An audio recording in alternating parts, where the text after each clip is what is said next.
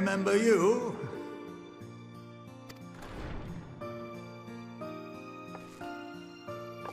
I pray we have not caught you at an inopportune moment. We wanted to offer our thanks for your kind words in the forum.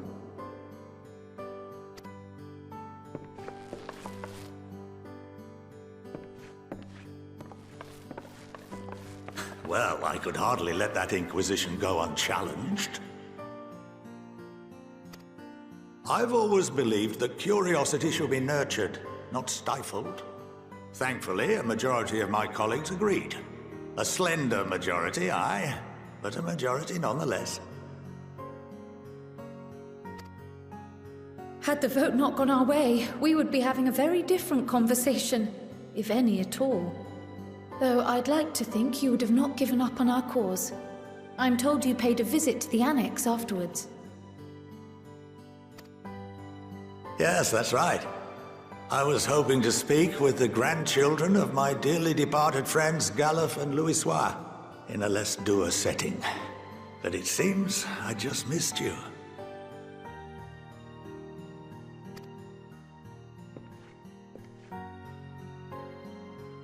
I still can't believe how much you've grown. If only your grandsires could have seen the way you presented yourselves to the forum. Why, it fair brought a tear to my own eye.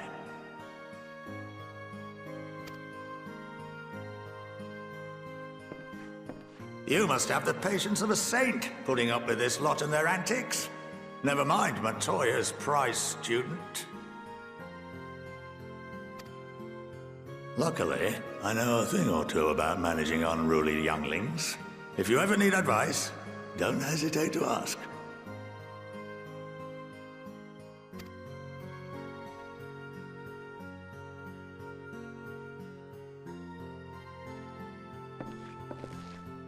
If I may, there is a rather more pressing matter we wish to discuss. What can you tell us of this duty that the Forum must fulfill? Nothing, I'm afraid. Like all humble servants of the Forum, I am sworn to secrecy.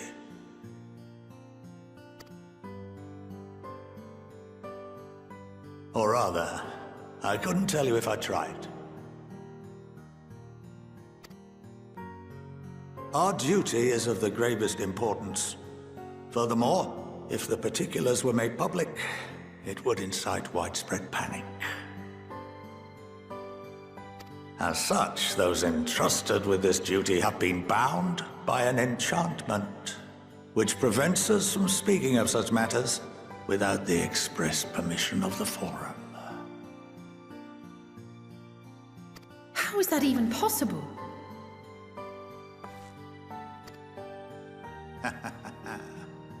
It's been some time since I last gave a lecture. Please, take a seat.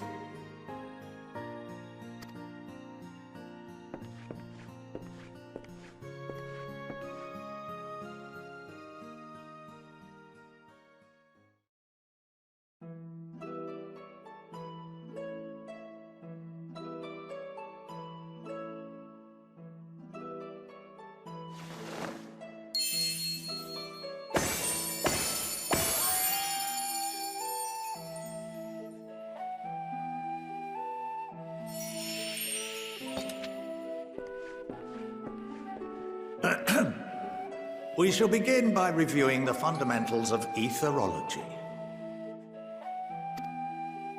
The ether, which imbues us with life, can be categorized into three forms. Two are of the incorporeal sort, the soul and the memory. Can anyone tell me the third?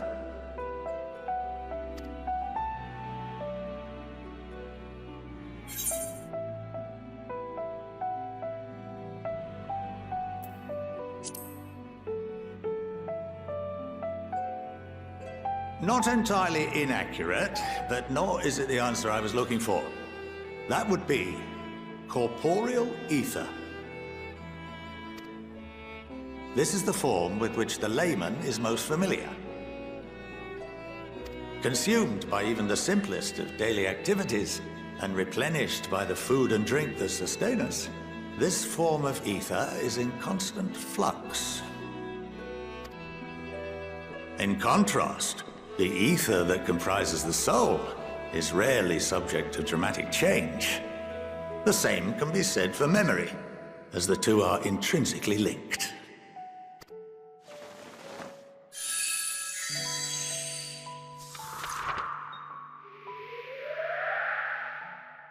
Picture the soul as paper, and memories as words written upon it.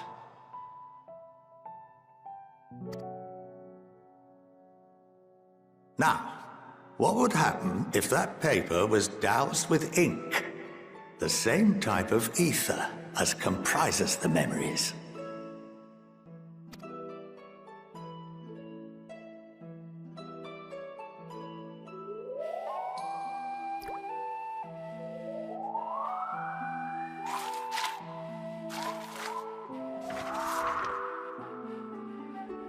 It would blot out everything that was written. Precisely. We would be unable to recall the memories, and any activities that depend upon them would be hindered as well. In fact, this exact phenomenon was observed on a vast scale not so long ago. And what might that have been?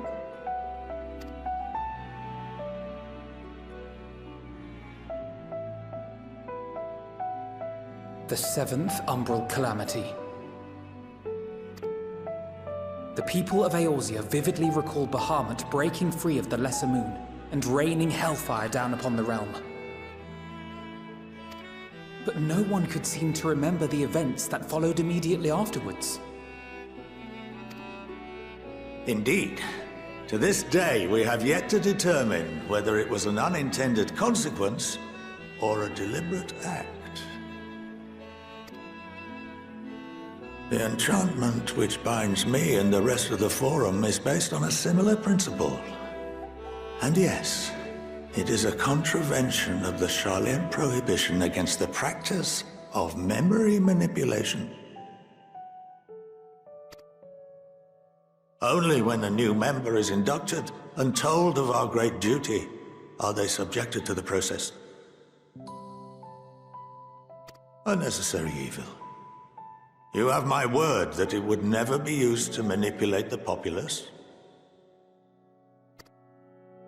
I should hope not. But can this enchantment be dispelled and your memories restored? If 9/10 of our members give their approval, then the process may be reversed. Then, and only then, would we be able to speak freely to others of our sacred duty. Barring that, we must wait until we return to the ethereal sea.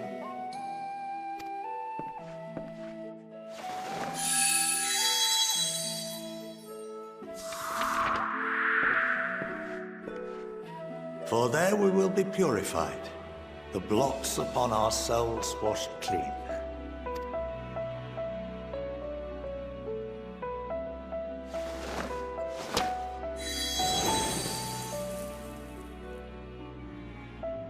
And our memories drift apart and dissolve. Rather defeating the purpose, I suppose.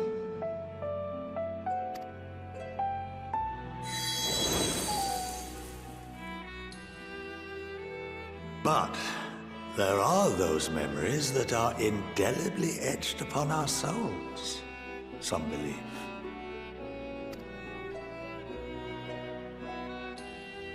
What happens after that? We are reduced to pure ether, coalesce with that of others, and create souls anew. Alternative schools of thought assert souls remain whole and return to the corporeal world, reborn into another form. Both theories have their proponents. Personally, I consider each equally probable.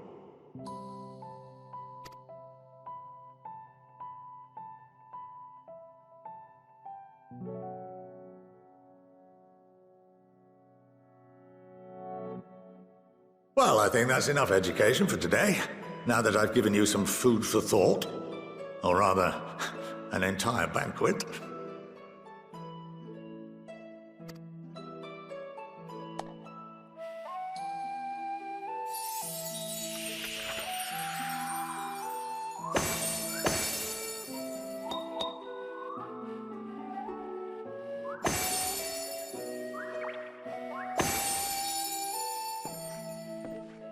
I would remind you that although I'm unable to assist you with certain matters, the resources at my disposal may still be of use to you. I'll arrange for you all to be given the run of Phenomenon. Of course, as associate to our alumni and the students of Baldesion, this privilege is extended to you as well, my friend.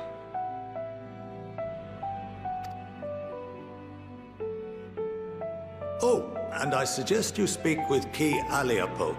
She's well known among the artisans of Sharlayan, and her network of contacts may prove useful in your search for knowledge. I wish you all the best in your pursuits, wheresoever they may take you.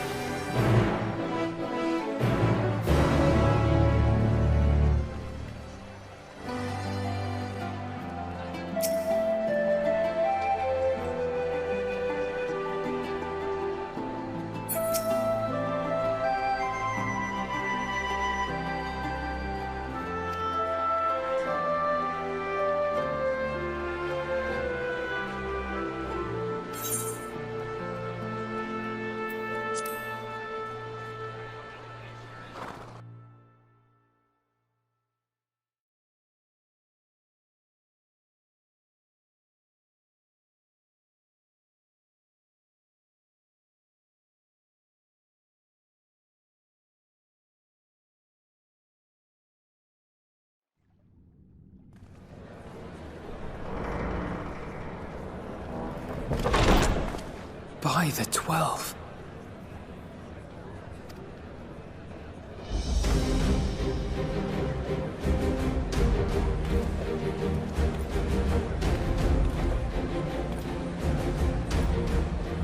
Glad you could join us. I hope you don't mind, but we went ahead and started without you. As you can imagine, our traveling companions were eager to become acquainted. 'Tis a rare thing indeed to see such a diverse and talented group of individuals assembled for a single purpose. We fight not only for the sake of Eorzea, but for the entire world, including the people of Garlemald.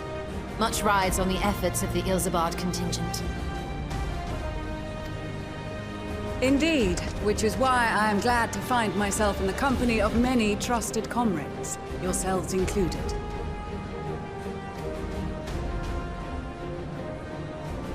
Lucia!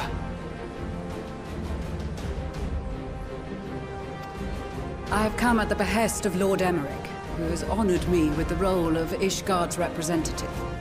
And for the good of all nations, not least my former homeland, I am determined to see this mission through to its end. We have a hard road ahead of us, but walk it we shall, together.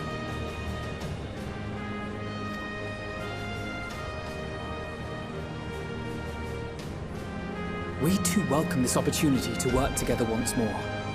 I have faith that, if there is a way to resolve this conflict, we will find it.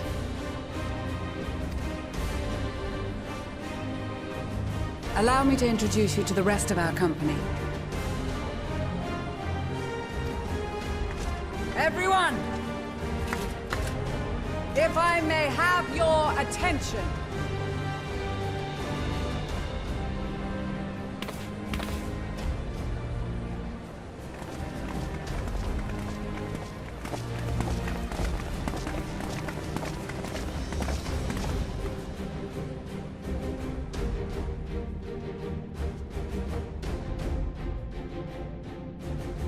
Might I ask you to speak first?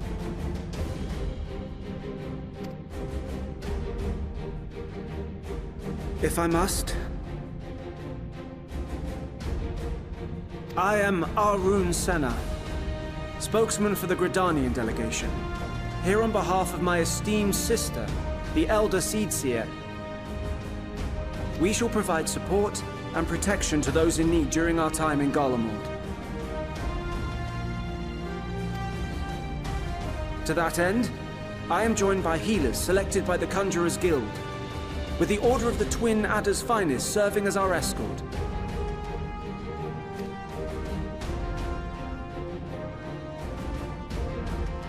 Of course, with an experienced white mage such as yourself accompanying us as well, those requiring more involved treatment will be in safe hands. Raya O sends her regards, by the way.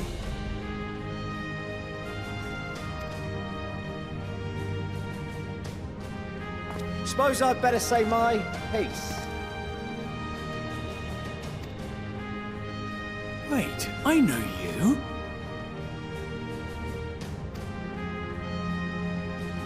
The name's Sicard, in case you've forgotten. Truth be told, I'd rather you had forgotten. Anyway, the Admiral asked Captain Hilfier to send his best, and for whatever reason, he picked me.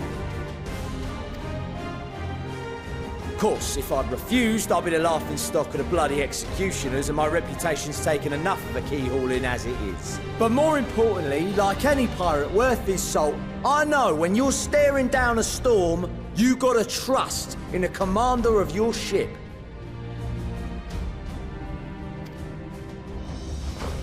So if the Admiral wants us to go to Garlemald, not for plunder and glory, but a promise of peace in our time, then that's what we'll do.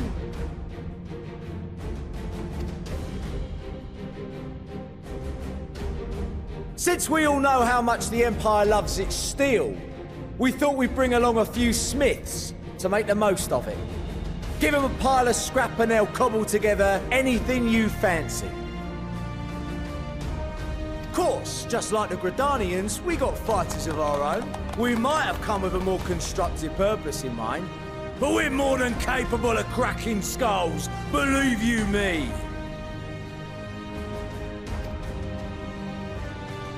Well, you're certainly raring to go. Then again, so are we. The most dependable warriors of Uldar and Alamigo have assembled at the Sultana and General Aldin's behest.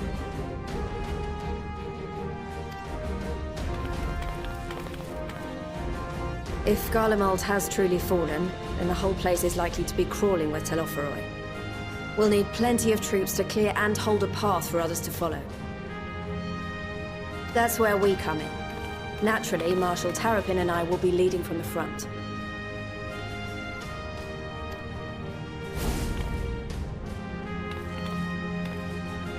It's been some time since I last saw you in your element on the battlefield.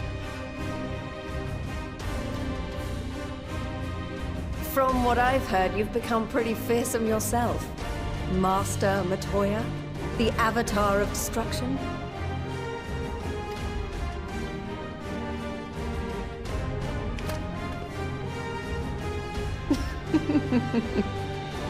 With comrades like these, I know we'll succeed, no matter what awaits us. And then we might finally get a chance to enjoy a good long rest. But until then, let's give it our all.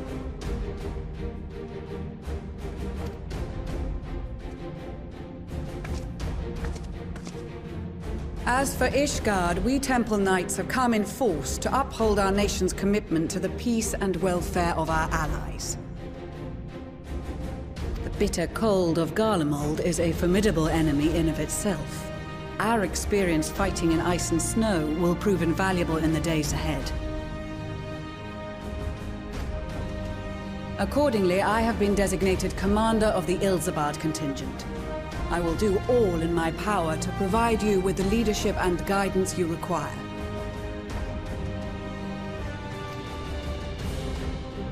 The four high houses, House Hylinart foremost among them, have arranged for a host of machinists to join us on our mission.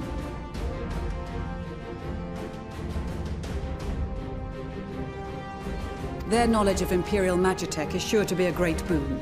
They will address any problems of a technical nature, together with the smiths of Limpsa Lomitsa.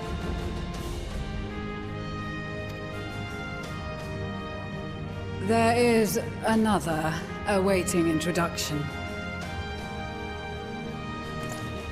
Lord Emanolain! Ah, yes. Emanolain de Forton, at your service.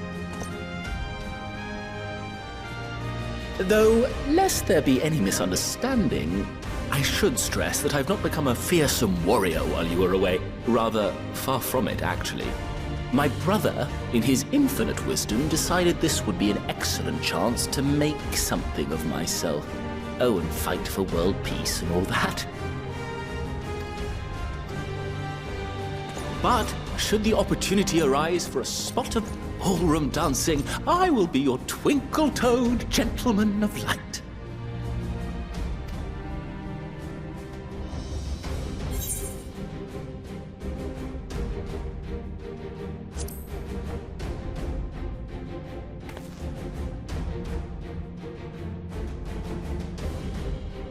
Huzzah!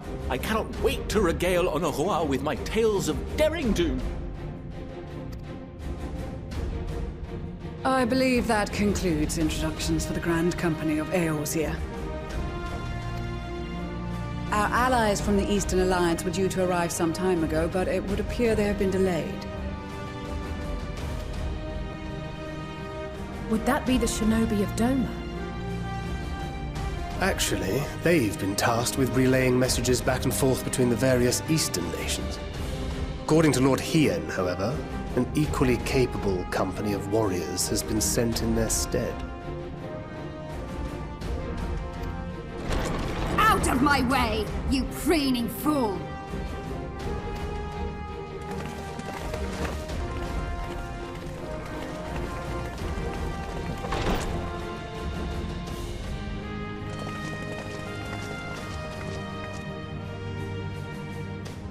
Forgive us for coming late. We are the delegates of the Eastern Alliance. Cyrena, And you've brought company. For battle and blood we come, as a step is sorely lacking in both. No towers befoul our lands, so we marched on those of Doma, only to find them beyond our reach. But now our thirst for slaughter will be slaked. No quarter to the enemy! Sadu Hatun, no. We go to make peace with the Iron Men, not war. Warriors of the Steppe, we've heard many tales of your bravery. We welcome you as allies. And these other ones you have brought are... Members of the Dalmascan resistance group, Lente's Tears.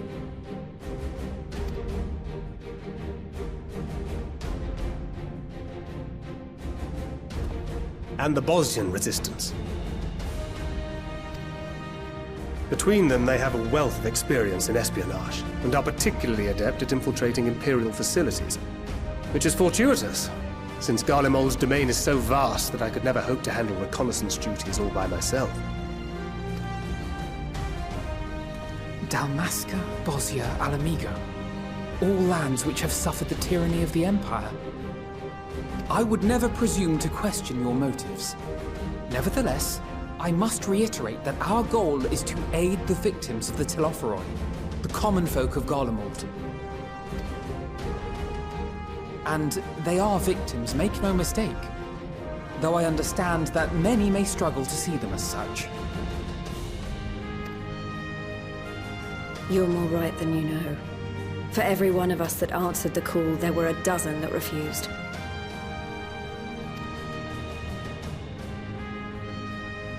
Not only in Alamigo, but everywhere we went.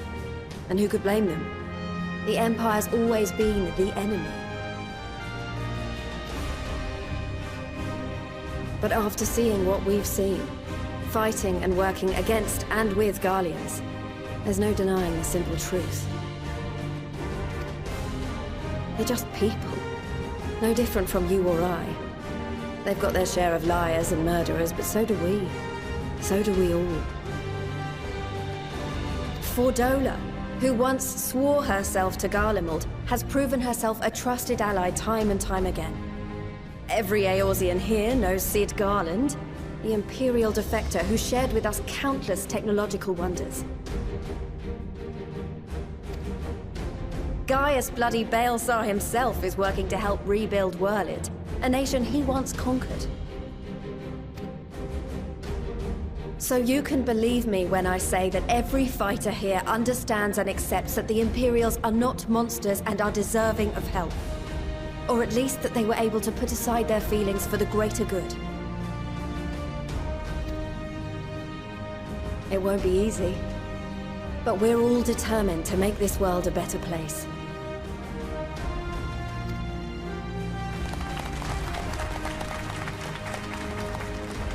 What lingering concerns I may have had were clearly unwarranted. I agree with everything you said wholeheartedly.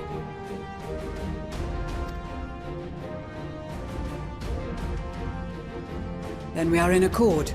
Now, let us review our strategy. To reach the Garlean capital in northern Ilsabard, we must cross the central mountain range. Fortunately, Garlond Ironworks can provide aerial transport, sparing us this most treacherous part of our journey. However, attempting to fly any closer to Garlemald would attract the attention of the Telophoroi. As they appear to have seized control of the majority of the Imperial military, we must assume that includes its fleet. In addition, Garlemald possesses devices that can interfere with airship navigational systems, further discouraging an airborne approach. Given the circumstances, the closest we dare deploy our contingent is an area between the range and the capital, the Magna Glaciers. From there, we must travel the rest of the way on foot. We will also need to bring the airships with us to ensure we can withdraw with haste. Although much of the terrain will be blanketed in snow, we should be able to make use of local roads and shipping facilities. The vast ice field will afford us an unobstructed view of the surrounding area. On the other hand, it will also allow others to easily spot us, so it is imperative that we only make camp in positions where we can easily defend ourselves. And the airships, which must be kept safe at all costs. We cannot account for every possibility, so we must be prepared to think on our feet. We will be tested. Sorely tested, I expect. But for our homes and for our people, and a people not our own but in need, we will succeed. Spare no effort in your preparations. Once we depart, there is no turning back.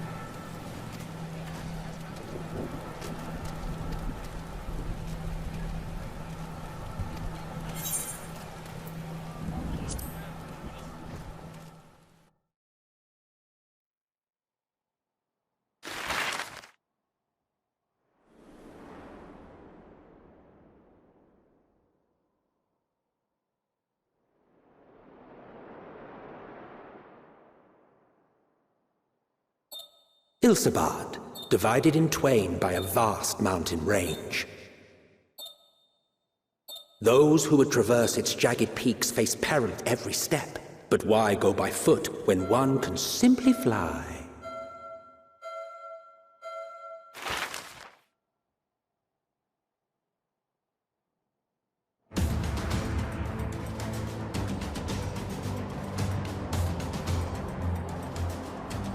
On the outskirts of the Imperial capital, in the frozen wastes of the Magna Glacius,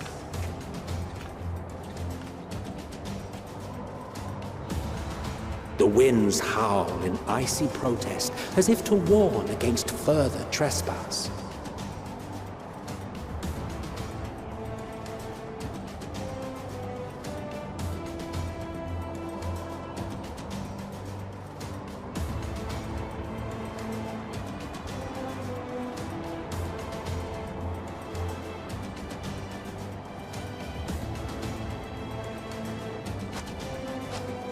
We've received word from Thancred's reconnaissance party. They've sighted a detachment of heavily armed Imperials. Survivors of the Civil War, perhaps? Perhaps, but there is more to it than that.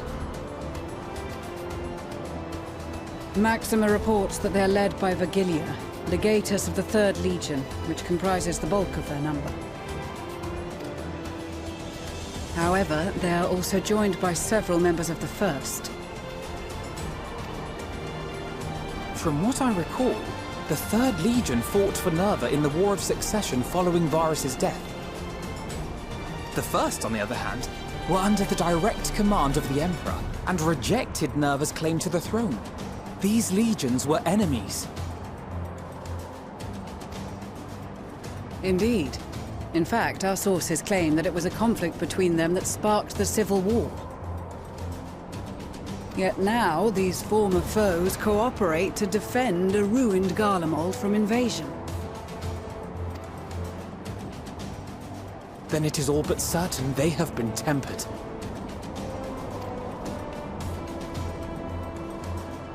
So, what's the plan?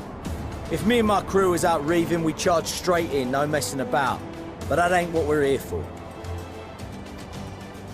Quite right. Soldiers or no, they are people of Garlemald, the very ones we have come to aid. Direct confrontation is unavoidable. Nevertheless, we must make every effort to limit casualties on both sides. Rather than kill them, I would remove them from the field.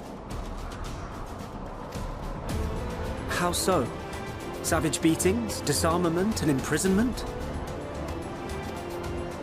Not impossible, but easier said than done in the heat of battle.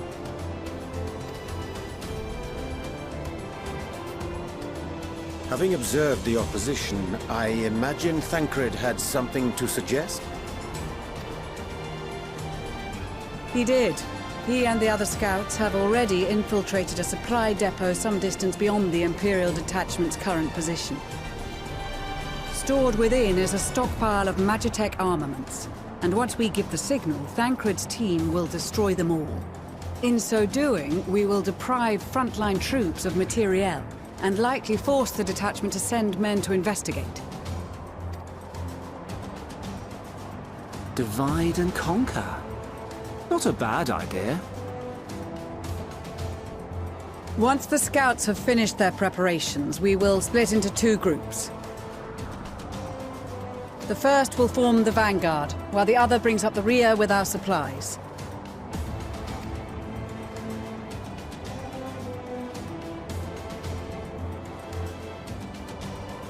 As for the Scions, I ask that you lend your assistance where you deem it needed most. I would prefer, however, that you accompany the rearguard and be prepared to join the van at a moment's notice. Kept in reserve as our trump card, so to speak.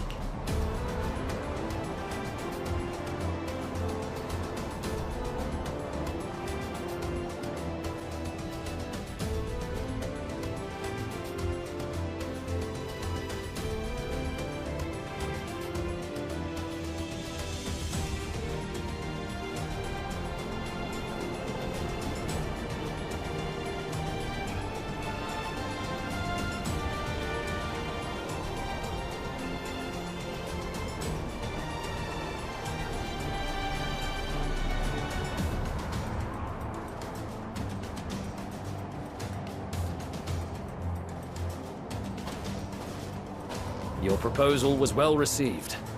More specifically, they asked that we destroy the Imperial's toys in as spectacular a fashion as possible. Ishtola always did have a flair for the dramatic. She's not an easy woman to please, but I shall do my best to satisfy her thirst for fireworks. All right. Once more for my peace of mind. Our first objective will be to rig the enemy's magitech with explosives. After we've withdrawn to a safe distance, we'll detonate them remotely. Our second will be to issue a deactivation command to the automated units via the control terminal. If our calculations are correct, this signal should reach those deployed on the front line, giving our friends a much-needed upper hand. The blizzard will help us stay hidden, so let's aim to get in and out before it passes. Trust in the plan, and we should all live to see tomorrow.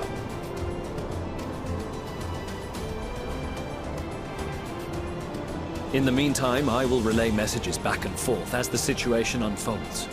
You'll forgive me if I ask again, but are you certain you wish to play the lone wolf? Wouldn't have it any other way. Call it foolish and reckless if you like, but I'll get the job done. I always do. Very well. I wish you the best of luck.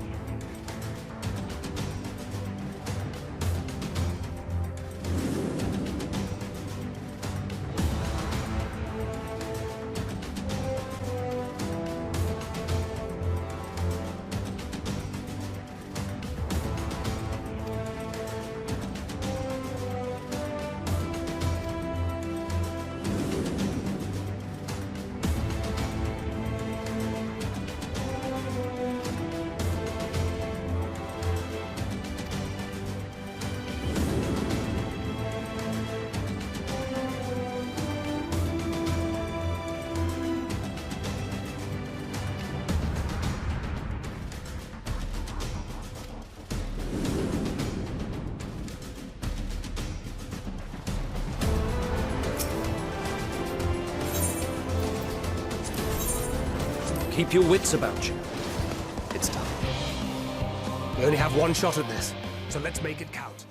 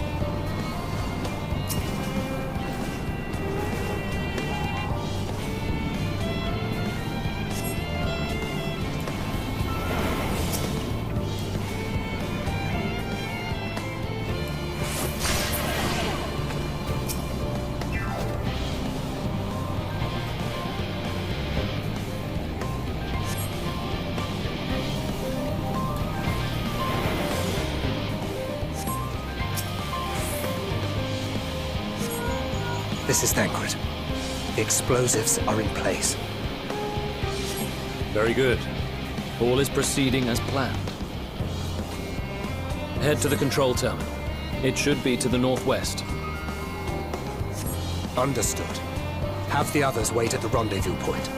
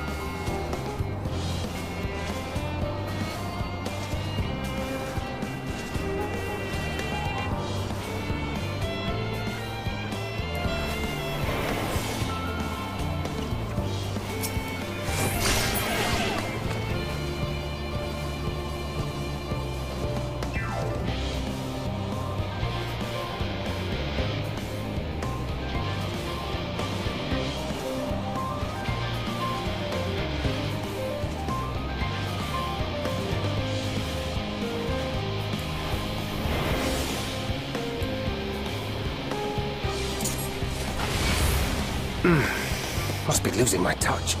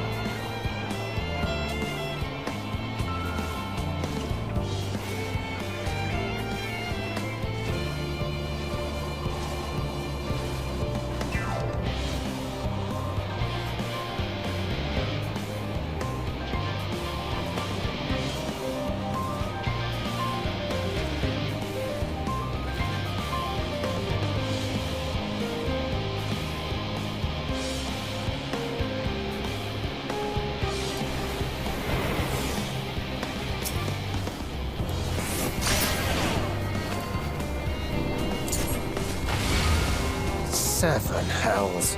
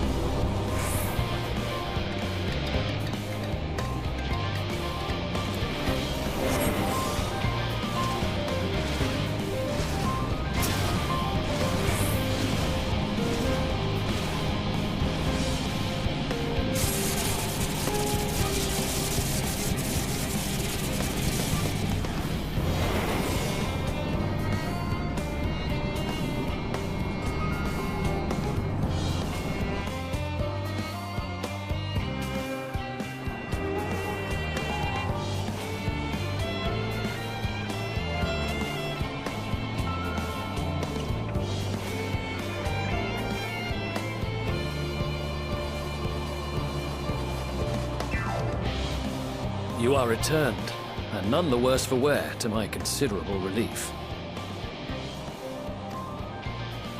What news from our comrades? They stand at the ready. Excellent. Then let the fireworks begin.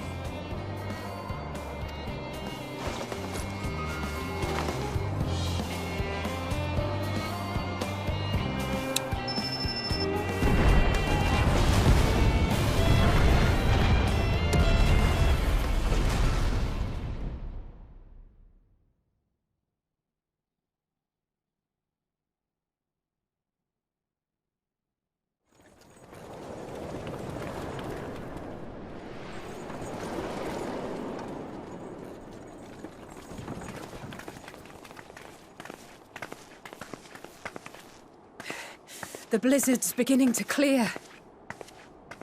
The Vanguard should be engaging the Imperials any moment now, if they haven't already. Ishtola and the others are with them, so I'm sure they'll be all right, but...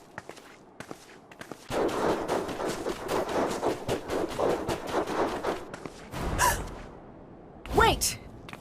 Something's coming!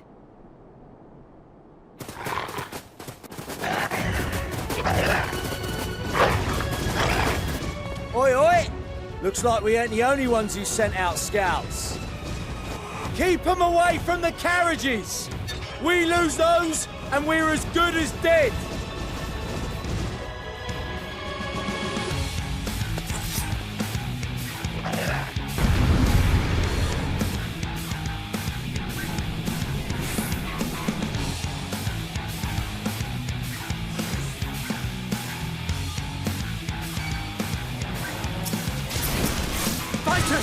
Protect the others!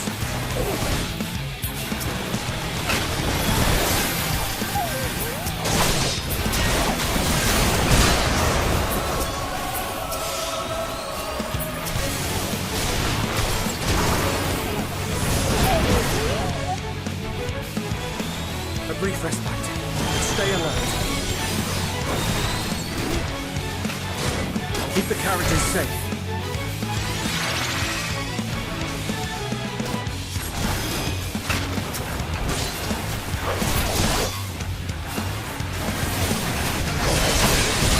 What impeccable timing!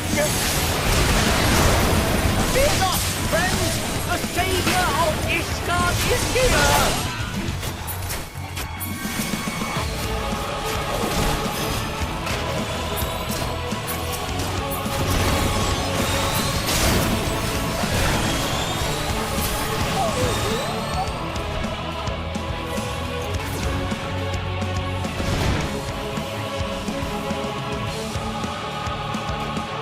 Display, but the other carriages are still in danger. Go on ahead. We'll hold the line.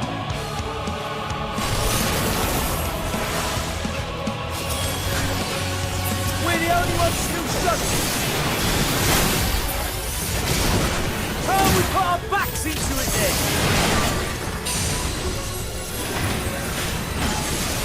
I've been itching for a good scrap.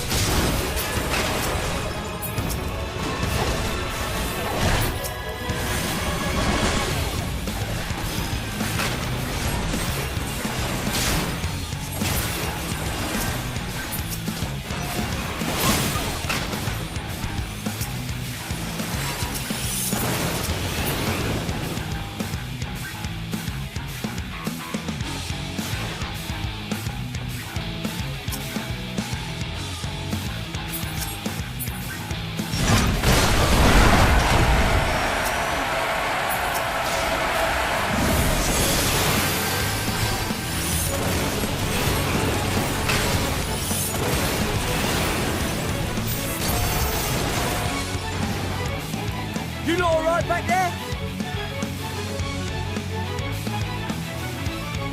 We're fine, and ready for more. Hear that? Get to the front and turn the tide.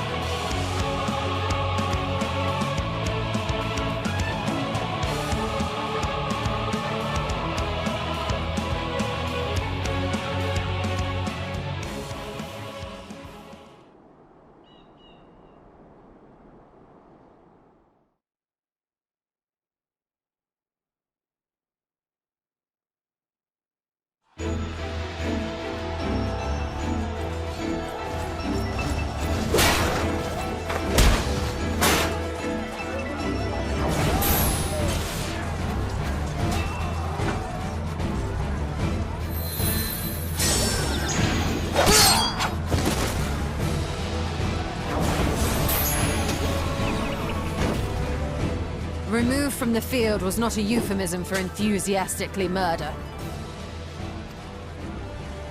It's nothing that won't heal. In time.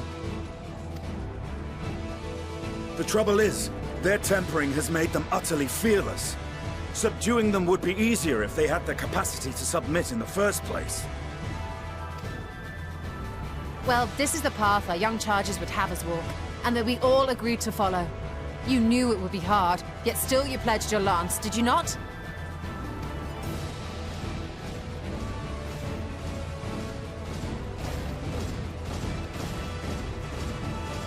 That I did.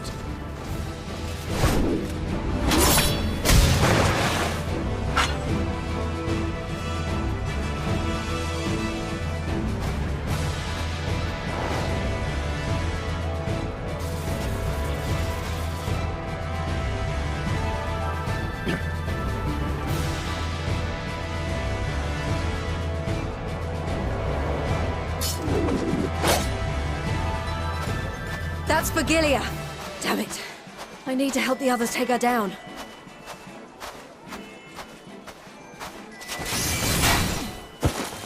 There's no end to them!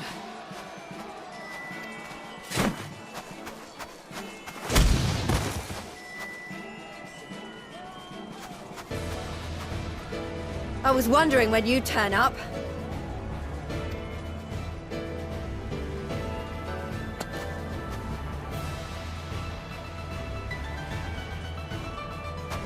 There's no stopping us now. Come on, let's show them what we're made of.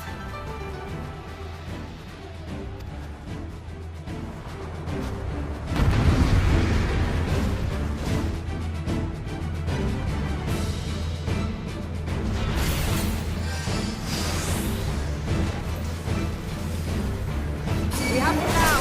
Forward!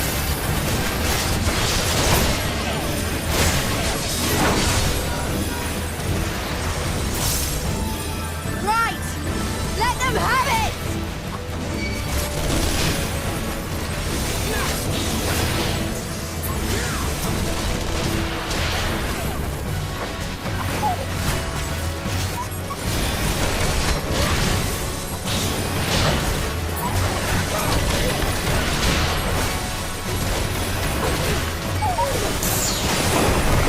As a raging bull!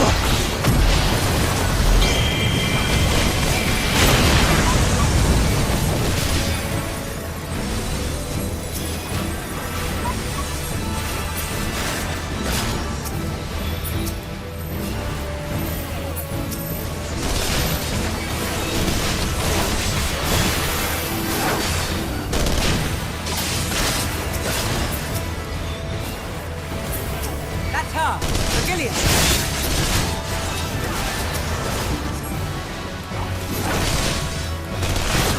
Do not fall behind!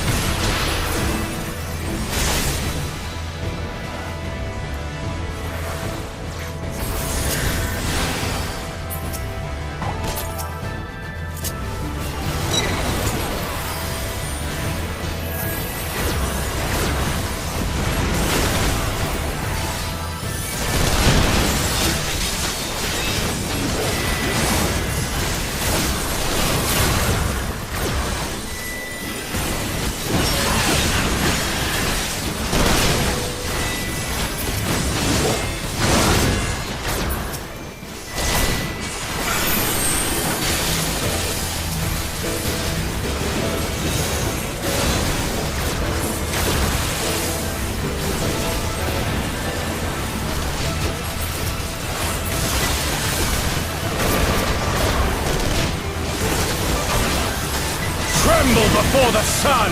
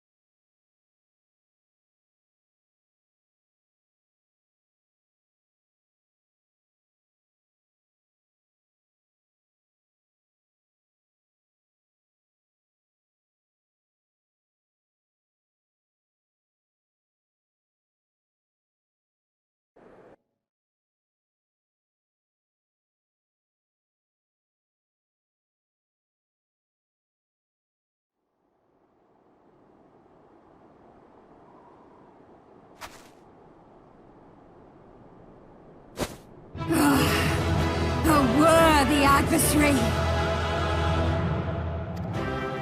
Rest! Recover! Reclaim yourself! Then we will fight again! To the death!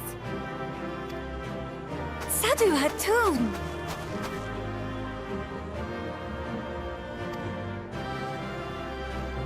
That was the last of them. The day is ours, thanks to your timely arrival. What of the supply caravan?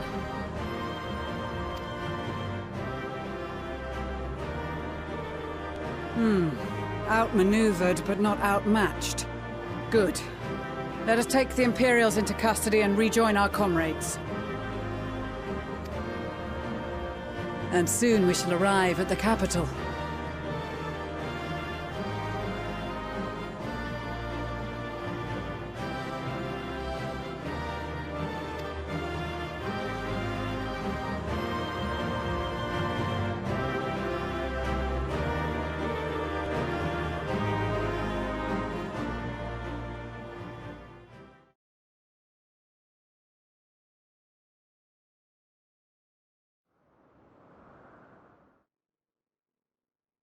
So cold and unforgiving. Thus spoke Emperor Solus as he gazed upon his barren domain.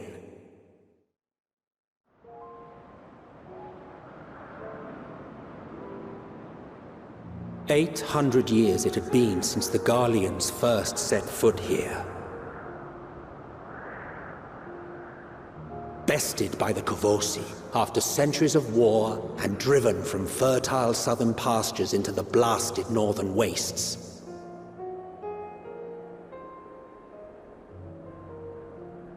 In that garden of desolation, they clung to one another for warmth, freezing, hungry, desperate, hated.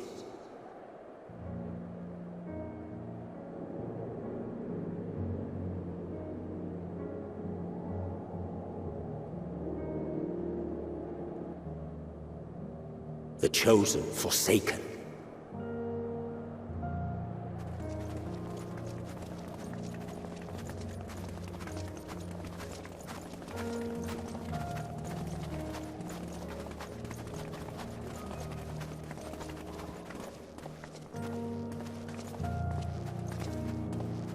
In the year 1513 of the 6th Astral Era, a young legatus named Solus single-handedly sparked the Magitech Revolution.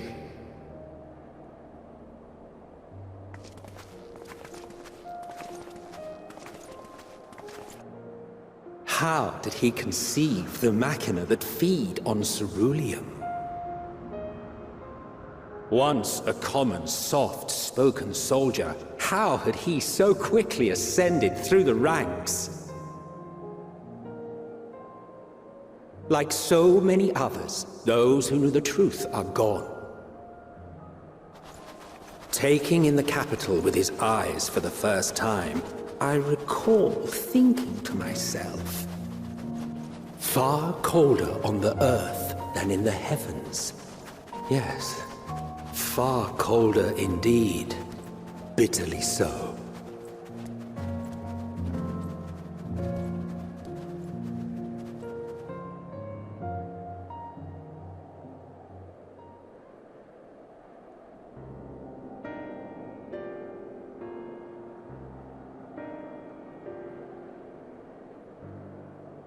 Not so much as a whisper.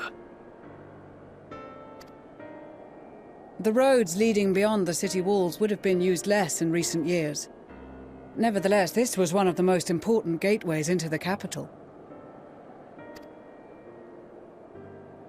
A buzz day and night with activity, aye. Merchants passing through the checkpoint, many of them stopping at the local hostelries. Surely they cannot all have been tempered. We can consider the question after we have made camp. If we spend any longer outside, we may well freeze to death where we stand. The tempered Imperials, too.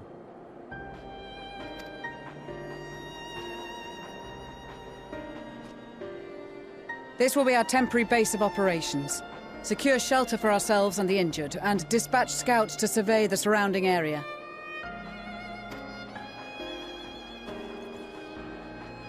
If we're planning on staying here a while, we ought to give this place a proper name.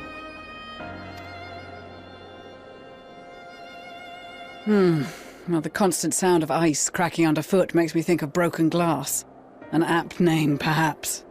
But enough of this. To work, everyone!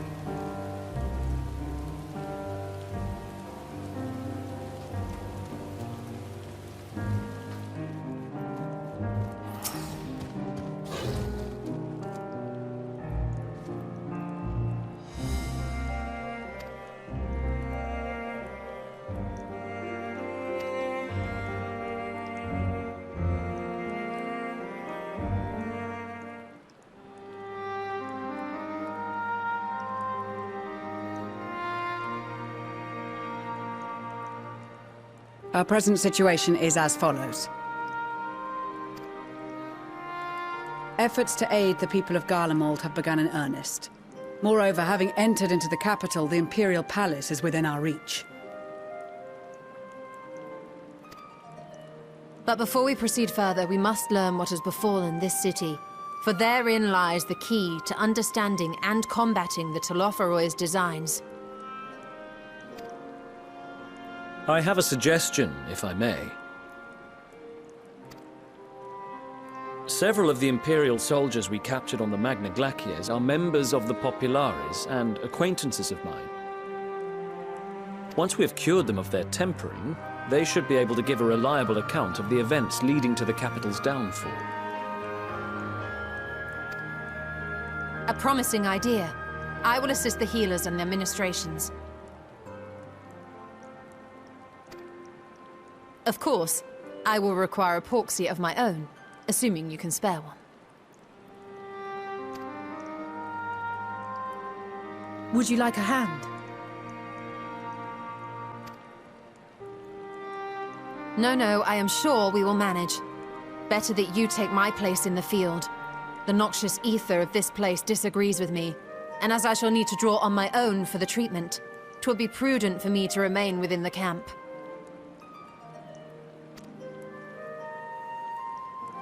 This talk of curing the tempered is all well and good, but I reckon the cold is a more pressing concern. All the houses round here are fitted with ceruleum heaters that could keep us warm and toasty. Problem is, the machines seem to have given up the ghost, and if we keep sitting around, freezing our asses off, we'll be next. My smiths reckon that with the right parts, they can have them working again, but it won't be easy. Understood. The machinist will assist them in the repairs.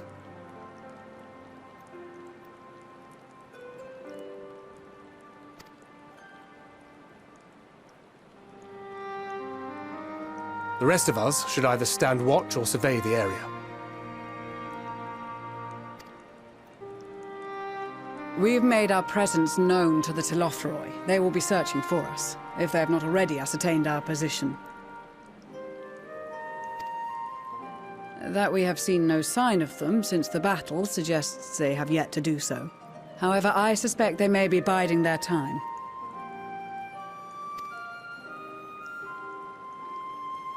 Or perhaps we are beneath their notice.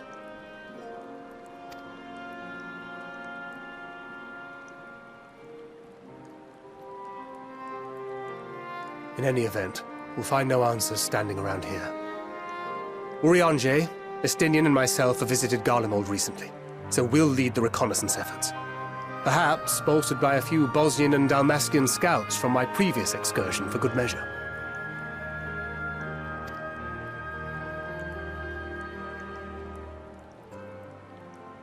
Don't forget about us Alamegans.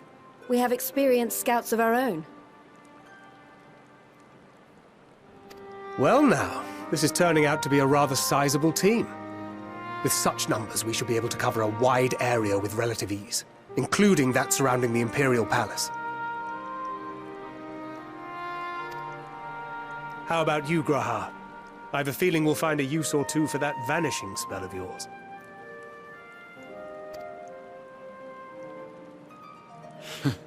'Twould be my honor to be of service, though I doubt that you of all people need rely on my tricks. That leaves us with guard duty. As a matter of fact, I have something else in mind for the two of you and Alphino. Between here and the center of the capital lies the Eblan Rhine. I would have you search the area for survivors. Your keen sense of direction, honed in your extensive travels, should prove useful in navigating the ice fields.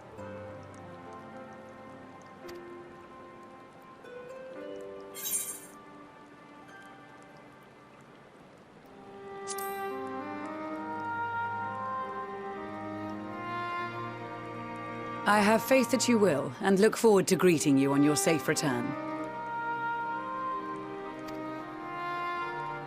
You all have your duties. Let us make haste. May the Fury bless and keep you.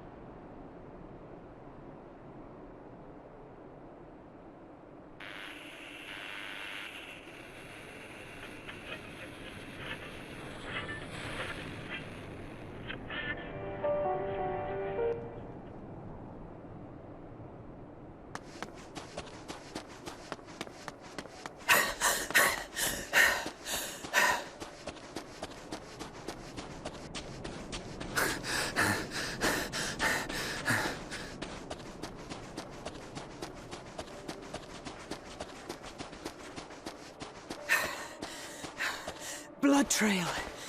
We found one. They were attacked.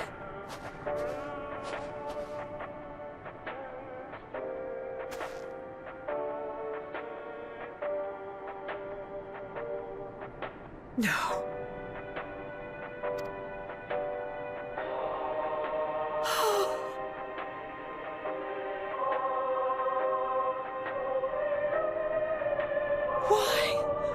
Why wouldn't they?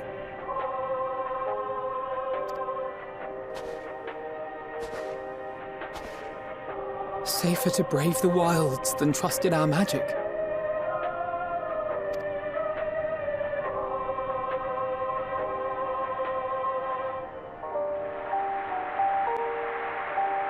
We should have...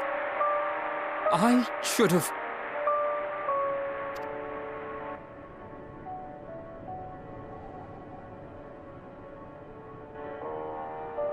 We can't leave them like this. We have to take them home.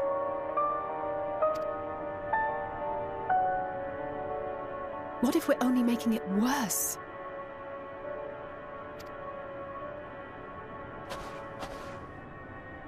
Maybe we don't belong here, but neither do they. Not out here in the wind and the cold.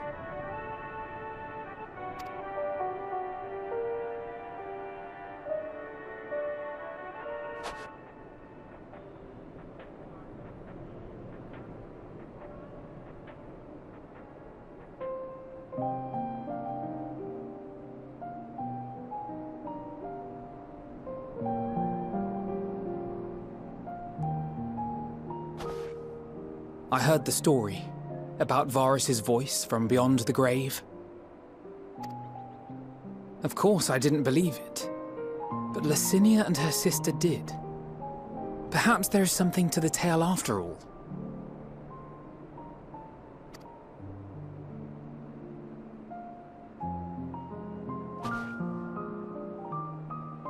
I want to understand, so I'm going to borrow this for a while, if that's all right. You had every reason not to trust us. We came as trespassers, invaders. But I pray that in time, we will be more than that to you. That we will find a way to help your loved ones. And see that no more children are left to freeze alone in the snow.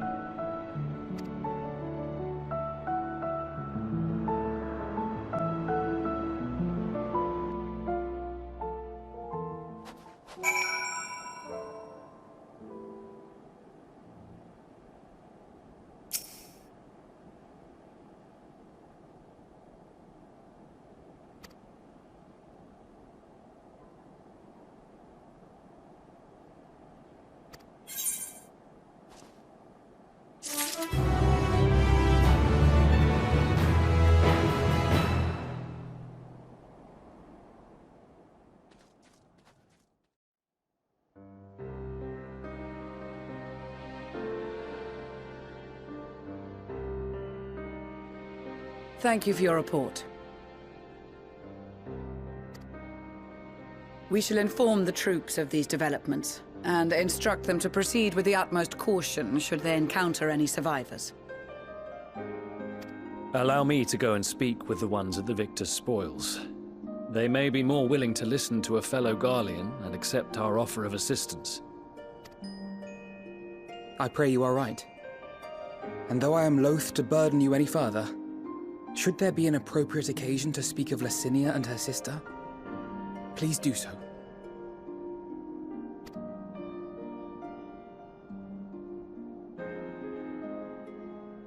I am sorry to have put you through this.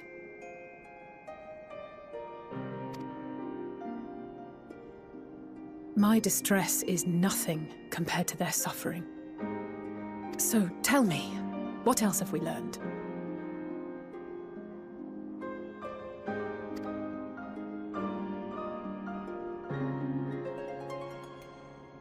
As you may have already heard, we have succeeded in curing the members of the Popularis, Maxima identified. They have provided us with some intriguing insights into the current state of Garlemald.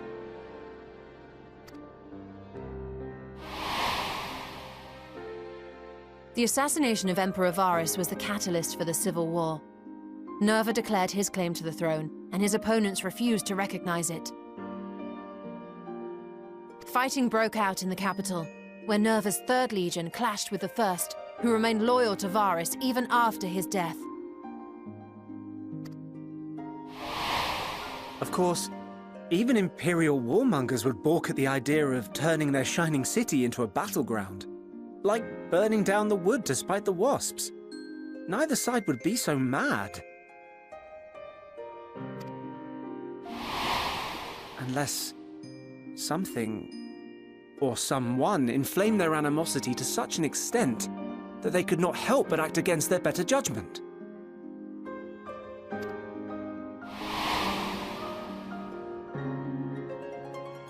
It brings to mind events at the Gimlet Dark, does it not?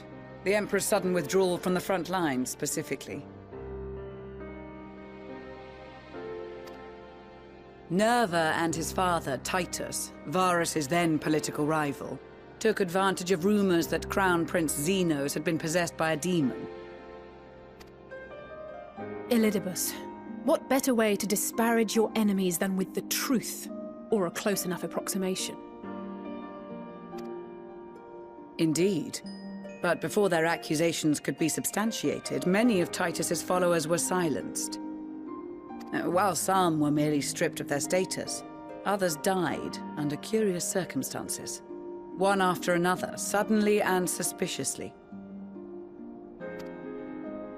Again, Elidibus. Like as not, he had a hand in it. No evidence was found to implicate Varus, certainly. Nevertheless, Titus, Nerva, and the 3rd Legion would have judged it a brazen attempt by the Emperor to rid himself of his political enemies. And then, in the midst of this growing turmoil, Varus Sosgalvis is murdered.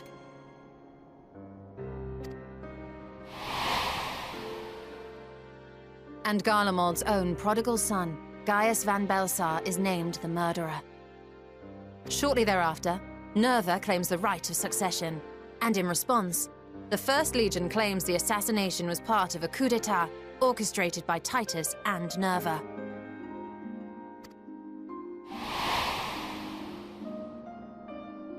So no one is at fault, and everyone else is to blame.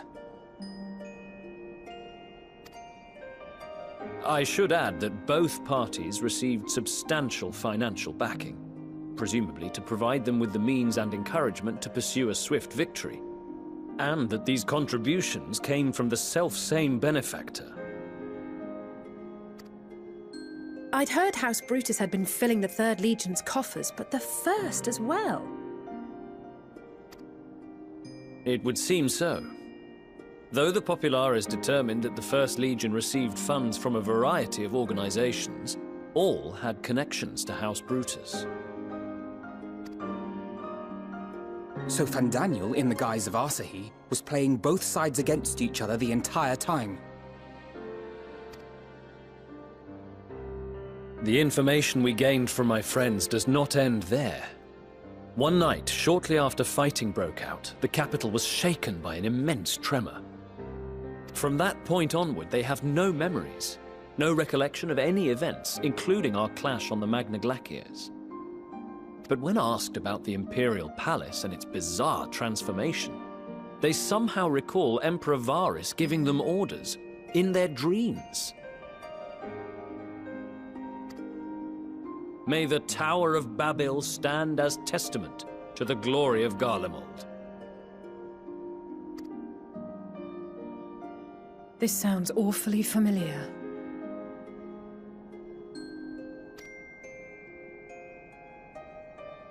We have something to show you all.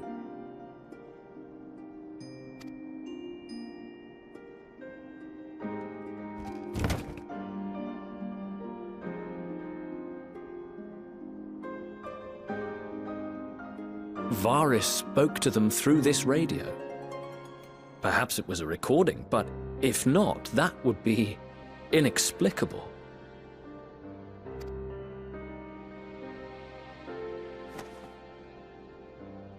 We are of one mind, then.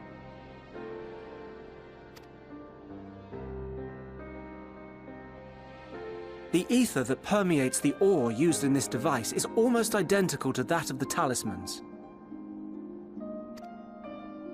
I see it.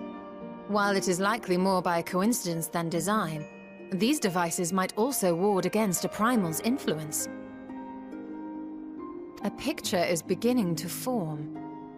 If the tremor felt throughout Garlemald was a wave of ether emitted by a primal, then while those within range would have been tempered, those huddled around a radio desperate for news concerning the Civil War would have been spared. No wonder Licinia kept it close.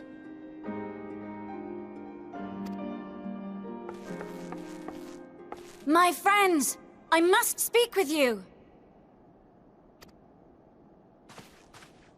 A young man was caught trying to steal our supplies. He is a soldier of the Iron Men, we think, but one who has not been made thrall. Thankfully, Magni restrained him before blood was spilled. The stranger is outside, if you wish to ask him questions. I think we do.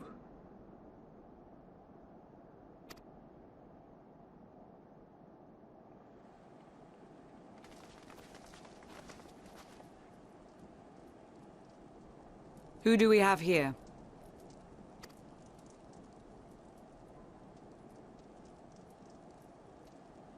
Garleans?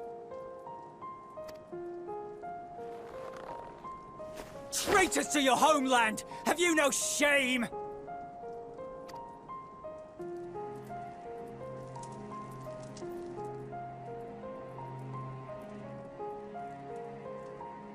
I am Lucia Junius, a Temple Knight of Ishgard. And you are? Iulus Pier Norbanus. And that's all you invaders will get from me. We are not here to invade Garlemald. Far from it. Like you, our allies in Eorzea and the Far East fight in defense of their lives and their loved ones even as we speak. But it is the people of Garlemald who have suffered most. This we know. And that is why we have come to offer you our aid, that we may unite against our common foe.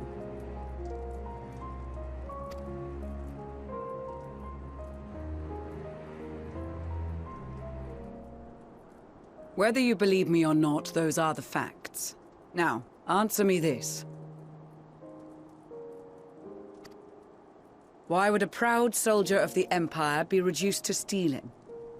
The situation must be dire indeed for you to go to such lengths.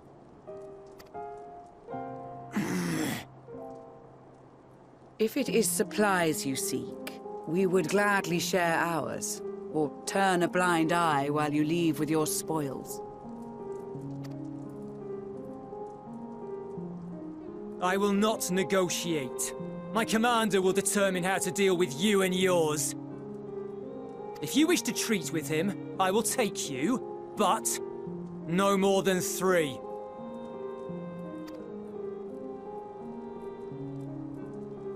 I don't much like the sound of that. But if we do accept his proposal, I suggest the 2 of us and...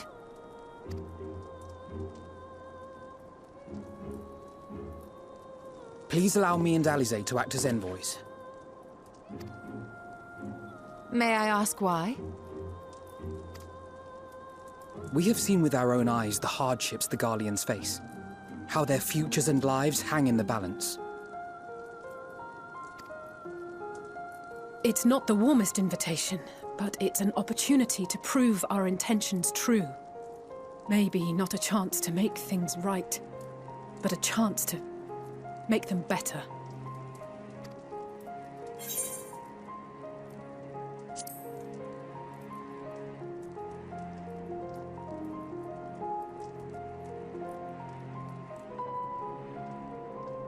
I can see that persuading you otherwise is a lost cause, but you will proceed with the utmost care.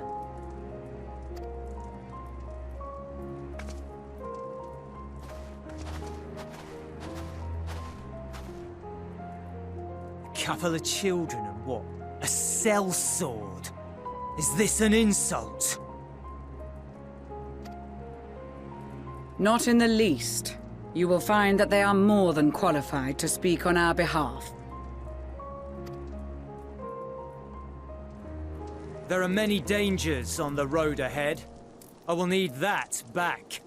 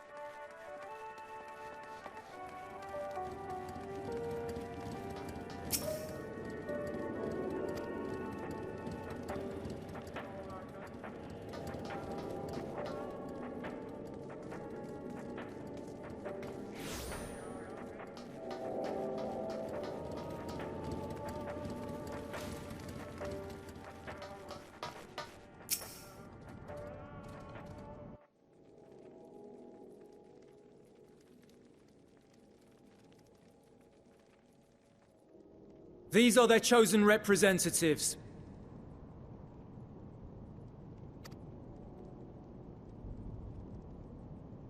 Very well. Let us hear what they have to say. Yes, sir!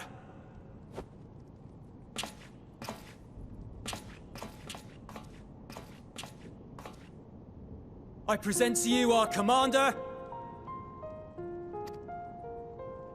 Lord Quintus Van Kina, Legatus of the First Legion.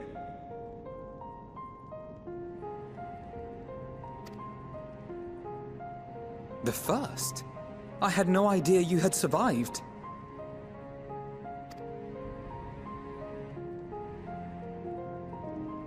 We lost our Emperor, our city, more than half our troops. For my wounds, I may never take the field again. But we survived, aye. In a manner much to your liking, I dare say.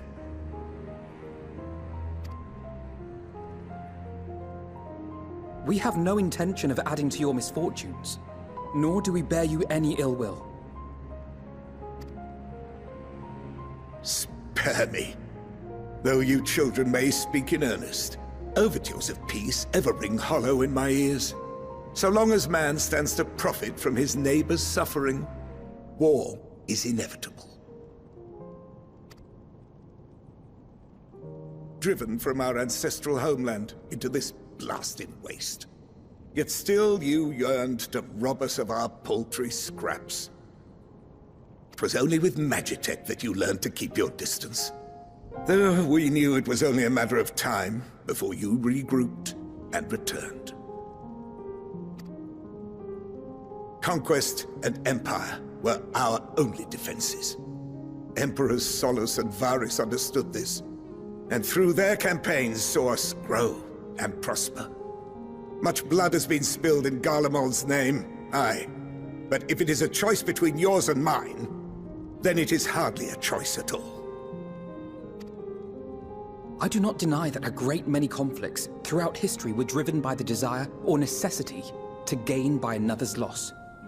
That is not why we are here. Nor have we come to petition your aid in the war with the Telophoroi, grave though that threat may be. Our purpose is simply this. We wish to help you. Let us help you. If there is aught that can be done to ease your plight, we would be glad to do it. Perhaps you would.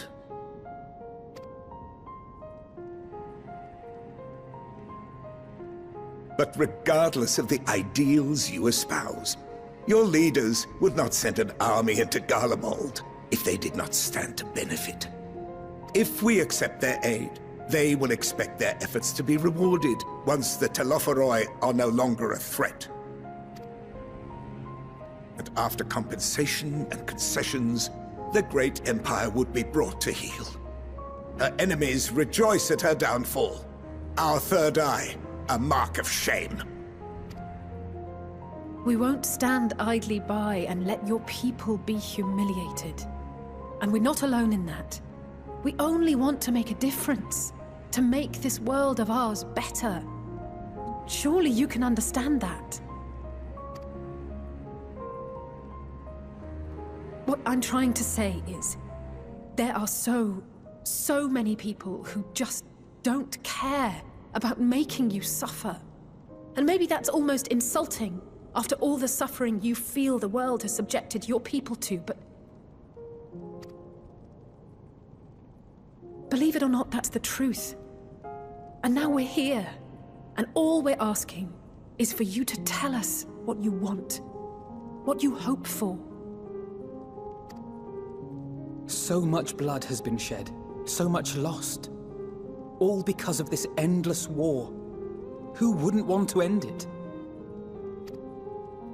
Can we not work together to face our problems as one?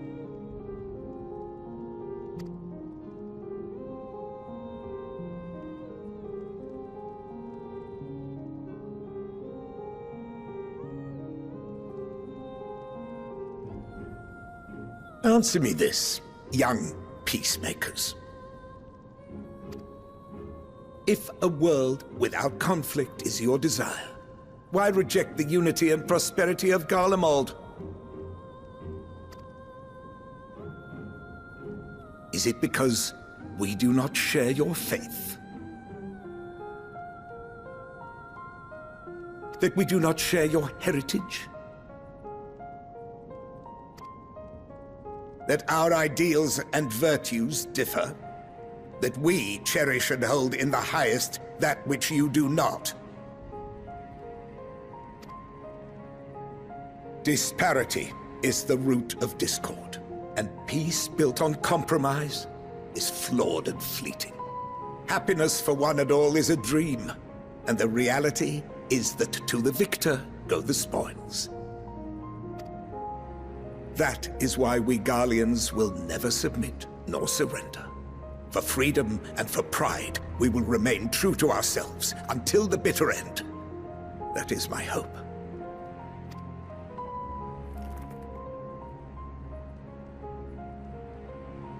It seems there is nothing more to say on the matter.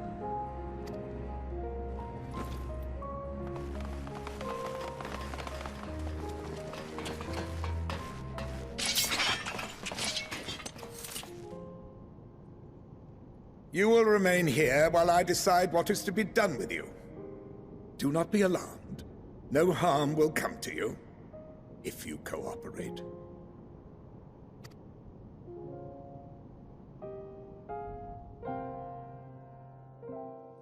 We will not resist. However, as your guests, I ask that we be allowed to speak with the other members of your group. As you wish. I had no intention of locking you up, as by dawn you would be frozen stiff and you're no good to me dead. You are free to move about the encampment, but there is one condition. Collar them.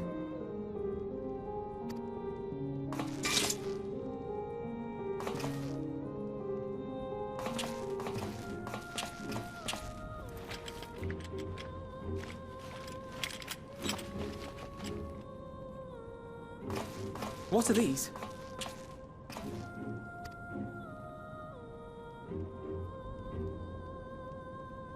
Incentive. You'll be watched at all times. Stray too far or act suspiciously, and we will administer a rather painful shock.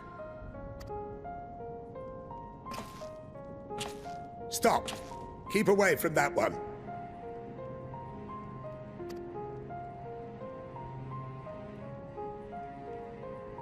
The champion of Eorzea is not so easily cowed.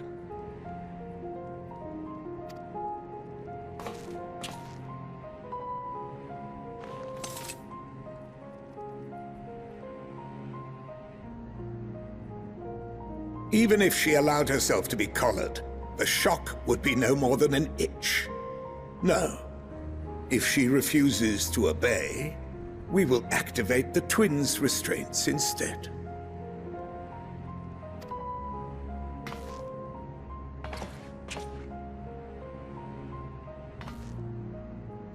You needn't worry about us. We'll forget we're even wearing them soon enough.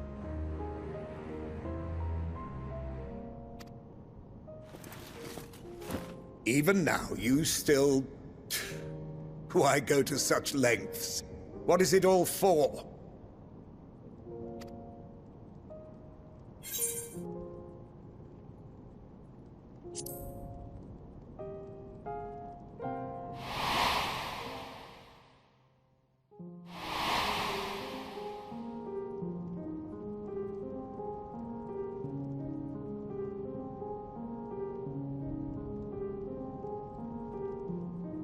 You are a curious one. A far cry from the merciless barbarian others paint you to be. You will be their warden. Take them away. Yes, sir.